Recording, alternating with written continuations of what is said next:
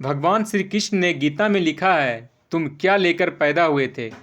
कर्म कर, फल की इच्छा मत रख, परमात्मा के ऊपर सब छोड़ दे, तब मन को संतोष मिलता है।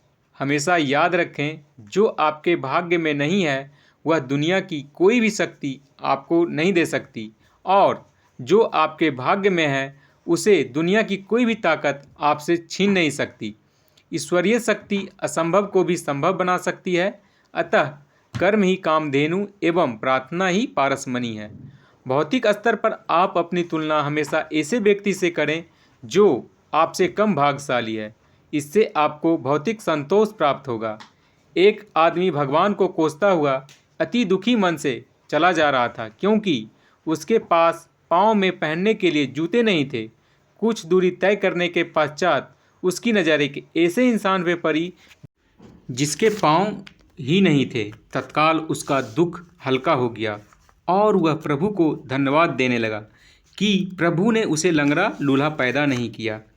आध्यात्मिक स्तर पर आप ऐसे व्यक्ति से अपनी तुलना करें जो आपसे आगे है।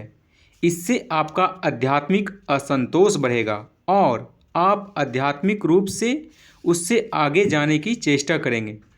प्रगति और शांति की यही डगर है। किसी बात के लिए कभी आलोचना न करें, चाहे वह कितना ही गलत क्यों न हो। मानसिक शांति चाहिए तो अपने काम से ही काम रखें। मन की शांति के लिए अपने काम से काम रखना अचूक औषधि है।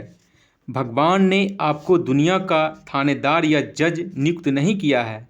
संसार को आपकी निगरानी की कोई ज़रूरत नहीं है। संसार में जो कुछ भी हो रहा है वह परमेश्वर की इच्छा से ही हो रहा है। भगवान संसार की हर घटना को तीनों काल के संदर्भ में देखते हैं।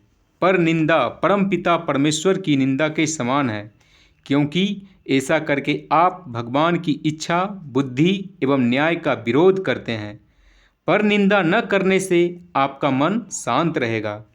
कई बार अपनी कोई समस्या नहीं होती, लेकिन दूसरों के पास क्या है यही देखकर आप निराशा एवं तनाव से ग्रसित हो जाते हैं। दूसरे के पास क्या है, कहाँ से आया है, आपको यह सोचने की ज़रूरत नहीं है। दूसरे की तरफ ध्यान रखेंगे तो आपके पास वह भी है, धीरे धीरे समाप्त हो जाएगा। पूर्व जन्म के संस्कार भी साथ चलते हैं, जिसके कारण कोई राजा के घर पैदा होता है तो कोई रंक के घर। यह हम सभी के पिछले जन्मों का लेखा जोखा है। हर हालात में प्रभु का धन्यवाद करें, आपको संतोष मिलेगा। अपने नंगे पांव न देखें, उनको देखें जिनके पांव ही नहीं है। हर काम प्रभु के होकर करें तो पाप होगा ही नहीं। हर धर्म ने पाप को बुरा कहा है। दुनिया के सारे धर्म इंसान की सेवा में जुटे हैं। मुसलमानी खैरात, हिंदू दान, सिख लंगर, ईसाई सेवा, यह सब प्रभु की इच्छा ही तो है। इंसान जब कोई अच्छा काम करता है तो उसे अपार सुख मिलता है। तनाव कम करने के लिए दान देना भी अच्छा तरीका है। कम बोलने से भी तनाव कम होता है। घर हो या बाहर, ज़्यादा बोलने वालों से सभी नफरत करते हैं। कम बोलना समझदारी की निशानी है। बिना सोचे कुछ भी बोलने से अनर्थ हो सकता है।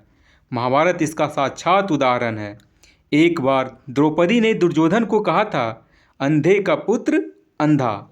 उसके बाद द्रौपदी के साथ क्या क्या घटित हुआ सभी जानते हैं।